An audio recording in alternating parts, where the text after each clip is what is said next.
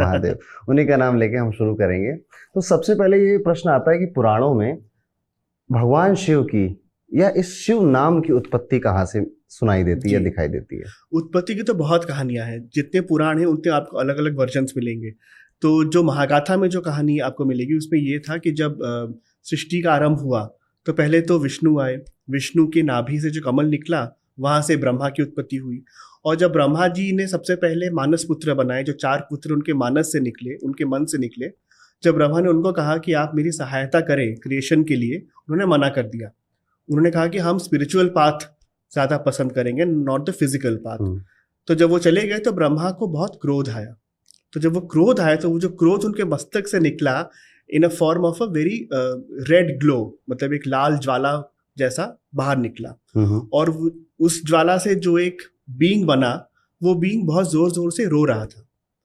तो संस्कृत में जो रूद शब्द है, इसका मतलब रोना भी होता है और रूद का मतलब लाल भी होता है।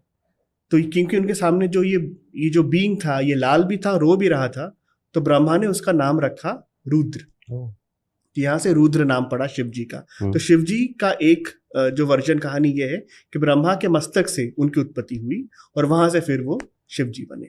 ओके, जो आप कह रहे हैं ना कि वो रो रहा था, कहीं ये ओम की ध्वनि तो नहीं थी? नहीं, ओम की ध्वनि बोलते हैं बहुत पहले, जब सृष्टि की रचना ही शुरू हुई ओम की ध्वनि से ही शुरू हुई। जब कुछ नहीं था तब ओम था। बिल्कुल। ओके, बिल्कुल। शिव जी की उत्पत्ति यहाँ से होती है। मैंने कई अलग अलग वेरिएशन भी सुने हैं और पुराणों में क्या ऐसा होता है, पॉसिबल है कि एक ही चीज के अलग अलग कथाएं हैं? बिल्कुल वही, क्योंकि अलग अलग पुराण हैं, उनके अलग अलग डिविजन्स हैं। कुछ पुराण जो हैं वो विष्णु वैष्णव सेंट्रिक है। जैसे आपका जैसे हो गया आपका कूर्म पुराण, मत्स्य पुराण, भागवत पुराण, ये विष्णु जी के समर्पित हैं। तो वहां पे आपको, और हर पुराण की जो पहला चैप्टर है इट इज ऑलवेज क्रिएशन, हमेशा शुरू होती है सृष्टि से। तो उन पुराणों में आपको मिलेगा कि विष्णु ने सृष्टि की रचना की। जो पुराण शिव जी को समर्पित हैं, जैसे लिंग पुराण हो गया, शिव पुराण हो गया, वहां पे बताया जाएगा कि शिव के यहाँ से रचना का आरंभ हुआ, शिव के भीतर से विष्णु निकले और ब्रह्मा निकले। और जो ब्रह्मा के लिए डेडिकेटेड है, जैसे पद्म पुराण है, वहां पे ब्रह्मा जी से शुरू होता है क्रिएशन। तो अलग अलग वर्जन्स हैं। और पुराणों के बारे में यही बहुत खूबसूरत बात है कि हमारा कोई एक सिंगल नैरेटिव नहीं है, अलग अलग नैरेटिव्स हैं, अलग अलग वर्जन्स हैं, और हर नैरेटिव को हमने एम्ब्रेस किया है। तो हमारा शुरू से जो कल्चर रहा हिंदुइज्म का, it is always about plurality. हमने कभी एक सच को नहीं पकड़ के चले हैं। जैसे अगर आप सेमेटिक रिलीजन्स देखें, क्रिश्चियनिटी हो या इस्लाम हो, उनकी एक ही किताब होती है और सारा सच उसी में है। हमारे यहाँ करोड़ों किताबें हैं और हर में करोड़ों करोड़ों सच है। तो ये आपके ऊपर है, आपका सच कौन सा है ये आप चुन सकते हैं। तो ये जो एक खासियत है हिंदुइज्म की और हिंदू माइथोलॉजी की, ये बहुत खूबसूरत बात है। जैसे आपने शिव जी की बात करी तो उसमें लिंग शब्द आया, ठीक है, बड़ी कंट्रोवर्सी होती है, कोई कहता है ये है, कोई कहता है वो है। ओके, वैसे हमने इस पर एक एपिसोड बनाया है दीपाली जी के साथ, जो कि एक स्पिरिचुअल लीडर हैं गुजरात से। उन्होंने इसको बहुत खूबसूरती से एक्सप्लेन किया है। और लेकिन इसकी एक कथा मैंने भी सुनी है, उसमें ये कहा जाता है कि विष्णु और ब्रह्मा जी में रेस लगी थी कि कौन बेहतर, ठीक है, कौन बड़ा। तो उन्होंने लिंग स्वरूप रखा था जो कि अनंत तक था, ना ऊपर था से कोई अंत था, ना नीचे से कोई अंत था। तो ये कथा यहाँ से भी जुड़ी जाती है। एक कथा मैंने भगवान शिव को लेकर ये भी सुनी है कि भगवान शिव पहले गुरु थे इस पूरे यूनिवर्स के। अच्छा। जिन्होंने इस यूनिवर्स का ज्ञान, ब्रह्मांड का ज्ञान सप्त ऋषियों को सबसे पहली बार दिया। अच्छा, ठीक है। अच्छा, और इसीलिए उन्हें आदि गुरु कहा जाता है। ठीक है। अच्छा, आदि गुरु मतलब जो सबसे पहला था। ठीक है। तो इसीलिए उनको आदि गुरु भी कहा जाता है।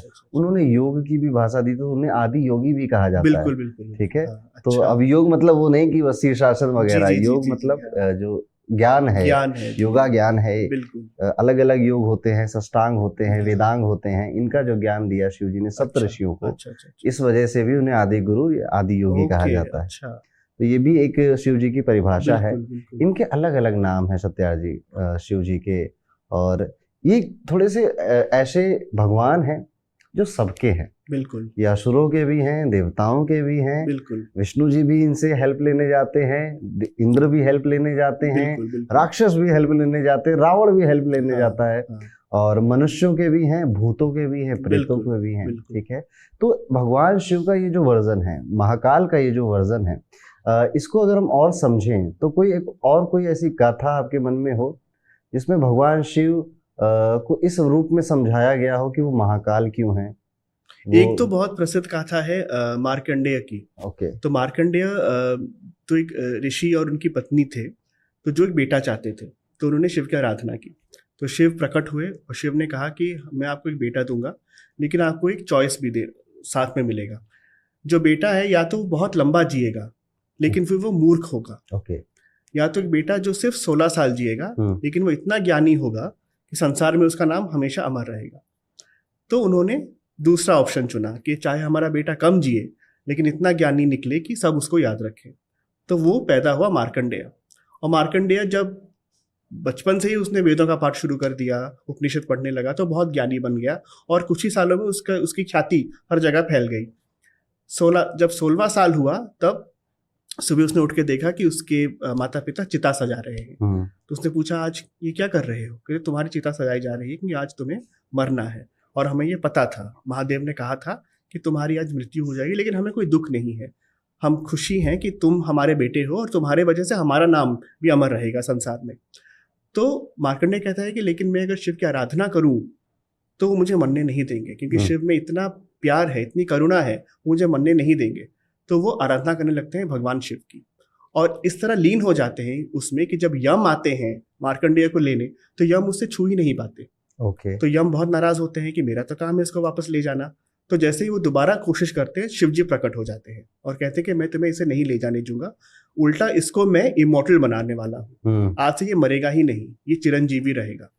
तो यम कहते हैं लेकिन ये तो रूल्स के खिलाफ है, जिसकी मृत्यु जो जन्म लेता है उसे मरना पड़ेगा, और मेरा कर्तव्य है एज यमराज कि इसे मैं करूं। तो चाहे आप भगवान हैं, लेकिन आप मेरे काम के अंदर आप बाधा नहीं डाल सकते। तो दोनों में आर्गुमेंट शुरू होता है और शिव जी यमराज को मार देते हैं।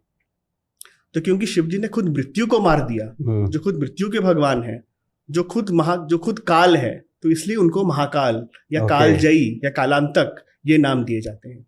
और कहा जाता है कि मार्कंडेय ने जो मंत्र बोला था, जिस वजह से वो नहीं मरा, वो फिर आगे चल के मृत्युंजय जाप के नाम से जाना गया। ओके। जिस वजह से कहते हैं कि जब वो आप जाप करते हो तो आपकी आईसीयू से भी आदमी उठ के चला आता है। इसी को लेकर कहीं भी कहा जाता है कि काल भी उसका क्या करे जो भक्त है महाकाल का। एग्जैक्टली। Very interesting. इसके बाद हम शिव परिवार को देखते हैं, और भगवान शिव एक ऐसे हैं जिनके वाइफ भी हैं, बच्चे भी हैं, दो बच्चे हैं, बेटी भी है इवन। ठीक है। तो एक पूरा परिवार है, गृहस्थ जीवन भी जिए, वैरागी भी बनकर जिए, वैराग्य भी बनकर जिए। तो शिव के अंदर बहुत कुछ है देखने को, ढूंढने को, समझने को और भूल जाने को। बिल्कुल बिल्कुल। और इसीलिए जब शक्ति की बात आई शिव के साथ, तो शक्ति को लेकर कोई गाथा या कोई कथा आपको पुराणों में मिली हो?